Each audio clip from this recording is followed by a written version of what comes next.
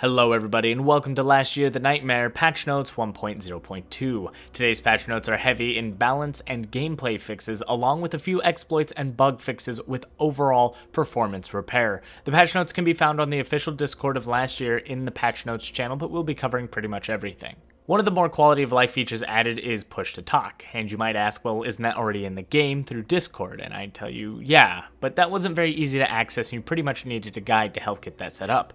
But now, push to talk is found available through the in-game audio menu. Just go to your settings and it's right there. You can also set the key binding for your push to talk in key bindings of Last Year without having to fiddle with your Discord. There have been several changes to the survivor's tools in terms of balance. Killers rejoice as the shocker has been heavily nerfed. Its duration has been reduced to 2 seconds from 4, and damage just completely removed. This will allow survivors to still control the killer in tight situations, but shouldn't lead to guaranteed death, as the timing will be far tighter for assaults to respond. The Molotov saw a heavy nerf as well. The scrap cost to Molotov was increased to 15 from 10. Then fire itself was reduced in damage. This means this affects flamethrower as well. Fire now deals 5 damage per second instead of 10 damage per second. These are still viable tools and they are powerful in their own right, but don't expect them to kill the killer nearly as fast as you once could. It does still take quite a bit of fire, and you can still make these weapons work with the proper combos. Explosives also saw a heavy drop in damage to prevent gimping the killer in a single hit. Proximity mines max damage was reduced from 350 to 300.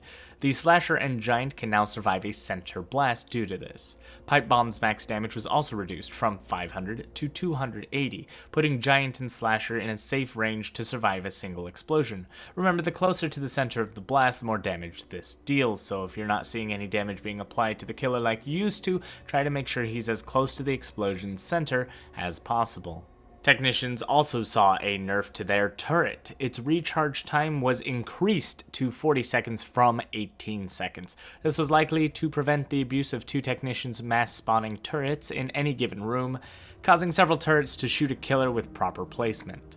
Strangler got a few adjustments as well to help fight back against assaults. The melee range of Strangler was increased to help reach assaults that are hitting back. Additionally, his hit reaction was a bit more functional, allowing Strangler to respond when taking damage. However, this does not remove the hit stun, so be sure to fight back when being held down by assaults. Spawn time for survivors were also adjusted. Survivors' base respawn time was increased to 40 seconds, and then from there, the respawn increments for death was actually decreased from 30 seconds per death to 20 seconds per death.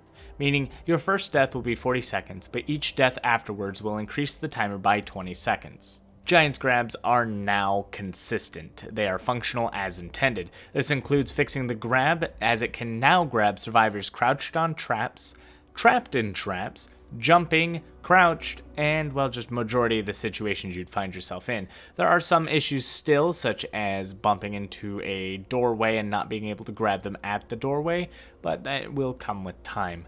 Giant has found his way to be a very devastating killer. Unfortunately for the next part, in terms of bug fixes, they didn't list what bugs they actually fixed. It wasn't really in detail. They just kind of put general improvements to stability and performance. And to be fair, there might have been a ton of bugs fixed, and they did list a couple of bugs, but a lot of it's just under general. So let's go through what I found and can confirm. There might be more, but this is what I know. So first, I found they fixed the adrenaline objective glitch. Essentially, you would pop your adrenaline, and before the animation finished, you would pick up the objective. It would then take the objective, store it into your inventory, and pull out your tracker. This allows you to carry the objective, but able to run at maximum speed, and you're not able to sprint while carrying things like the gas cans, gears, or blowtorches.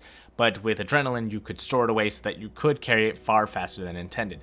This glitch has been removed, as you can no longer interact with an objective while pumping yourself with adrenaline. Joining a game midway will now allow survivors to pick their class. This removes the possibility of you having 3 of any particular class when a player joins to fill in a missing slot. Survivors also drop their additional held items, regardless if they have it out. Prior to this update, you only dropped the item if you had it out in your hands, otherwise the item would be lost forever upon your death. Survivors can no longer be killed by other survivors while being executed. This will also remove fire damage, harming the killer while he's in the middle of executing. Can still be put on fire, but it just won't apply the damage until the execution is done. This includes explosives, as they will not kill the survivor being executed until the killer is completely out of animation. Some bug fixes in the library include two major things. One, you can no longer exploit getting past the gate before you turn the valve, as they blocked off some areas. And then on top of that, the respawn exploit, which allowed you to respawn your entire team inside the library section after finishing the final computer, is also gone. Once you finish the final library, the respawn points are still scattered anywhere on the map, so it doesn't matter how far your objective progression is, you still have to go back and save everybody if you want your full team to live. So Jim also got a couple of fixes which are a blessing. Random deaths on the lift will no longer occur. It still does deal damage and it is meant to run you over and kill you, it just will no longer be instant. A lot of those random deaths while just standing on the stairs is gone, so fantastic. Collision was added in some areas to prevent survivors from dropping through the world, and you no longer get stuck at rescue doors, thank God. The known issues for this patch are as follows. Push to talk does not work for gamepads. Push to talk can also not be mapped for certain keys. You may also experience crashes when the Strangler chains a survivor with a helmet on. Network disconnect error messages may also appear when the host leaves the game. That wraps up the patch notes for last year. Overall, I believe that this fixes several issues for killers and allows those killers to fight back at a higher level of skill. Though the patch is not perfect and there is still more to address, I think this is a fantastic step in the right direction towards balance. If you feel you are struggling to win as Survivor, I suggest that you try to work closer with your team and find proper methods to engage with a killer. With the Shocker nerf, I know a lot of people will be happy as it was complete bullcrap, but it is now slightly better with only half the stun time. There is no more of an easy way out without the survivors working perfectly together. Patch 1.0.3 will also focus on other issues such as the library's actual map, objectives, and all the balance there, so we'll hope to see that patch come out soon. Thank you everybody for watching, don't forget to like, comment, subscribe, and as always, good game.